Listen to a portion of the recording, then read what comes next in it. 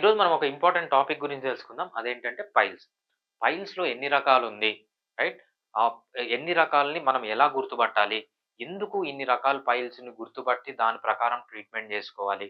So, మీరు చాలామంది ఏం జేస్తారంటే, మీకు యానల్ కెనాల్ రీజన్‌లో అంటే మోషన్ పోయే ప్లేస్‌లో ఏదన్నా ప్రాబ్లమ్ వస్తే చాలామంది 2, 3 సింప్టమ్స్ తీసుకొని పోయి ఇంటర్నెట్‌లో సెర్చ్ జేస్తారు. ఇంటర్నెట్‌లో సెర్చ్ జేసినప్పుడు కొన్ని వీడియోసో, లేకపోతే కొన్ని బ్లాగ్సో వస్తాయి. మీరేం జేస్తారంటే అది అదే నిజమనుకోని వాళ్ళు చెప్పిన ట్రీట్మెంట్ తీసుకుంటూ ఉంటారు. చాలామంది మనకు ఇంటర్నెట్‌లో మనం 100 టాపిక్స్ చూస్తే దాంట్లో 99 టాపిక్‌లు వేస్ట్ టాపిక్‌లనమాట. ఎందుకంటే నాన్ ప్రొఫెషనల్ పీపుల్. మీరు యూట్యూబ్ జూసి హెల్త్ గురించి ఏదైనా ఒక డిసీజ్ గురించి కొడితే 100 వీడియోల్లో 99 వీడియోలు ఫేక్ వీడియోలు. ఫేక్ బాబాలు, ఫేక్ డాక్టర్లు, ఫేక్ సోషల్ ఇన్‌ఫ్లుయెన్సర్‌లు, ఈ మధ్య వెల్‌నెస్ కోచ్‌లని జెప్పి మినిమమ్ అనాటమీ, ఫిజియాలజీ ఏం తెలియని వాళ్ళందరూ పెద్ద పెద్ద హెల్త్ అడ్వైజులు ఇయ్యడము, డాక్టర్లు తప్పనడం ఇటువంటివన్నీ జేస్తున్నారు. సో, వీళ్ళు చేసే ప్రాబ్లమ్స్ వల్ల మీకు ఇంకా అక్కడున్న ప్రాబ్లమ్స్ అనేవి చాలా ఎక్కువైపోతున్నాయి. అలా చేయకుండా మీరు అర్థం చేసుకోవడానికి ట్రై చేయండి.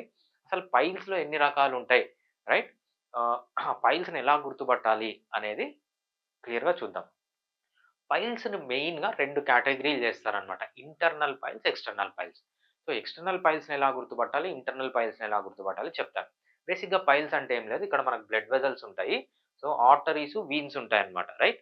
ప్రతి ఒక్క పార్ట్‌కి మనకు మంచి బ్లడ్ సప్లై చేయాలి. అక్కడంతా మంచి బ్లడ్ యూజ్ అయిపోయిన తర్వాత చెడు పదార్థాలు అక్కడికొస్తాయి. ఆ పదార్థాలను అక్కడి నుంచి బయటికి తీసుకొని రావాలి. ప్రతి ఒక్క పార్ట్‌కి ఆర్టీరియల్ సప్లై ఉంటుంది. వీనస్ డ్రైనేజ్ ఉంటుందన్నమాట. చెడు రక్తం రివర్స్ తీసుకొని రావడానికి. మనకి యానల్ కెనాల్‌లో గూడా ఆర్టీరియల్ సప్లై ఉంటుంది. వీనస్ డ్రైనేజ్ ఉంటుంది. రైట్? సో, ఎప్పుడైతే ఈ వీనస్ డ్రైనేజ్ ఈ వీన్స్ అనేవి రక్తనాళాలు. ఈ రక్తనాళాలనేవి ఇక్కడ ఒక చిన్న లైన్ ఉంది చూసారా? ఒక చిన్న డిమార్కేషన్. ఇక్కడ కింద పార్ట్, ఇది అప్పర్ పార్ట్. యానల్ కెనాల్‌లో 2 parts. Lower part, upper part అన్నమాట. రైట్? సో, ఇది ఈ లైన్. ఈ లైన్‌కు పైన పైల్స్ వస్తే అంటే మీ వీన్స్ ఎన్లార్జ్ అయిపోతే దాన్నేమంటామంటే ఇంటర్నల్ పైల్స్ అంటాం. ఈ లైన్‌కు కింద గానొస్తాయి. ఇక్కడొచ్చింది చూసారా? ఇక్కడ ఎన్లార్జ్ అయింది చూసారా వీను? దీన్నేమంటామంటే ఎక్స్‌టర్నల్ పైల్స్ అంటామనమాట. ఇంటర్నల్ పైల్స్‌ని, ఎక్స్‌టర్నల్ పైల్స్‌ని ఎలా గుర్తుపట్టాలంటే చాలా ఈజీ. ఎలా అంటే సో, ఇది చూడండి ఈ లైన్ ఉందా? ఈ లైన్ పైన నర్వ్స్ అనేవి ఉండవు. అంటే సెన్సరీ నర్వ్స్ అనేవి ఉండవు. వేరే నర్వ్స్ ఉంటాయి. సెన్సరీ నర్వ్స్ అంటే ఇక్కడ పైల్స్ వస్తే ఇంటర్నల్ పైల్స్ వస్తే పెయిన్ ఉండదు. ఓన్లీ బ్లీడింగ్ ఉంటది. చుక్కలు, చుక్కలు, చుక్కలు బ్లడ్ పడతది వితౌట్ పెయిన్. అది ఇంటర్నల్ పైల్స్ అంటాం. అదే ఎక్స్‌టర్నల్ పైల్స్ ఇక్కడ పైల్ ఉంది చూసారా? ఇక్కడ ఫుల్ మీకు నర్వ్ సప్లై ఉంటుంది. అంటే సెన్సరీ నర్వ్ సప్లై ఉంటుందన్నమాట. పెయిన్ నర్వ్స్ అనేవి ఇక్కడ చాలా ఉంటాయి. ఇక్కడ పైల్ వస్తే ఏమవుతుందంటే ఎక్స్‌టర్నల్ పైల్ వస్తే సివియర్ పెయిన్ ఉంటుంది. సో, మీకు పైల్స్‌లో వితౌట్ పెయిన్ బ్లీడింగ్ వస్తుంది అంటే internal piles, with severe pain bleeding ఉన్నా లేకపోయినా దాన్ని ఎక్స్‌టర్నల్ పైల్ అంటామన్నమాట. రైట్? ఇది 2గా మీరు అర్థం చేసుకోవాల్సింది. అదే కాకుండా మనకు ఇంటర్నల్ పైల్స్ మనం ఈ పైల్స్ తీసుకున్నాం చూసారా? ఈ పైల్స్‌లో మనకు 4 డిగ్రీస్ ఉంటాయన్నమాట. 4 గ్రేడ్స్ ఉంటాయి. ఆ గ్రేడ్స్ ఏందో చూద్దాం. ఫస్ట్ గ్రేడ్ పైల్స్ అంటే ఏంటంటే ఇక్కడ చూసారా చిన్నగుంది. అది బయటికి రాదు. మీరు మోషన్ పోయినప్పుడు గాని ఎప్పుడు బయటికి రాదు. రైట్? మీరేదన్నా కెమెరా పెట్టి చూస్తేనే అది గ్రేడ్ 1 పైల్ అంటామనమాట అనేది అర్థమవుతుంది. నెక్స్ట్ ఏంటంటే గ్రేడ్ 2 పైల్ ఇక్కడుంది చూడండి. ఈ పైల్స్‌కి ఏమవుతుందంటే మోషన్ పోయే టైంలో ఇది బయటికొస్తుంది. మోషన్ పోయిన తర్వాత అదంతట అదే వెనక్కెళ్ళిపోతుంది. అది గ్రేడ్ 2 పైల్ అన్నమాట. ఇంకా గ్రేడ్ 3. గ్రేడ్ 3 పైల్‌లో ఏమవుతుందంటే మీరు మోషన్ పోయిన ఇది గ్రేడ్ 2 పైలు.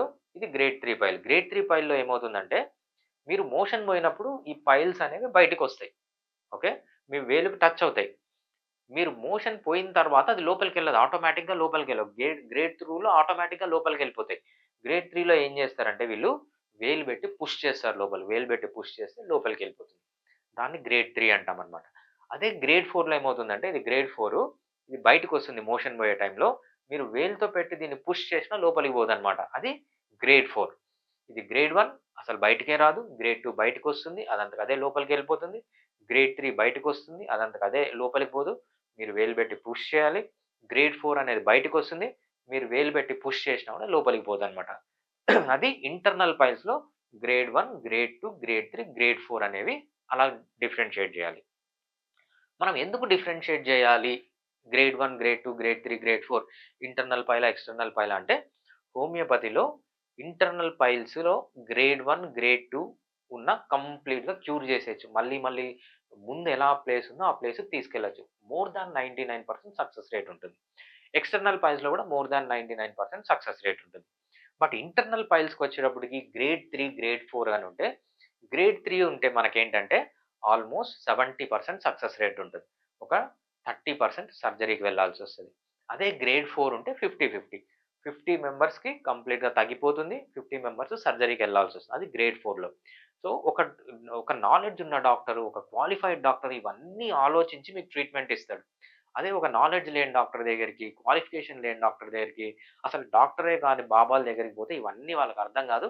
ఏదొచ్చినా గూడా ఒకటే మెడిసిన్ ఇస్తూ ఉంటారు. అది మీకు తగ్గడం గాకుండా ఇంకా డిఫరెంట్, డిఫరెంట్ కాంప్లికేషన్స్‌లోకెళ్తుంది.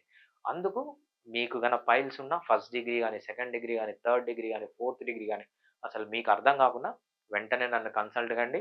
సో, ఇది ఫస్ట్ డిటర్మైన్ చేయాలి. ఇంటర్నల్ పైల్సా? ఎక్స్‌టర్నల్ పైల్సా? ఇంటర్నల్ పైల్స్ అయితే సో, గ్రేడ్ 1లో ఉందా? గ్రేడ్ 2లో ఉందా? గ్రేడ్ 3లో ఉందా? గ్రేడ్ 4లో ఉందా? దాన్ని బట్టి మనం ట్రీట్మెంట్ ప్లాన్ చేయాలి తప్పితే కళ్ళు మూసుకొని పైల్స్ అంటే ఏది పడితే అది వాడితే కాంప్లికేషన్స్ అవుతాయి. డెఫినిట్‌గా మీకు పైల్స్ ఉన్నాయని ప్రాబ్లమ్ ఉంటే వెంటనే నన్ను కాంటాక్ట్ కండి. ఫస్ట్ డయాగ్నోస్ చేసి దాని ప్రకారం ట్రీట్మెంట్ అనేది ప్లాన్ చేయడం చాలా ఇంపార్టెంట్.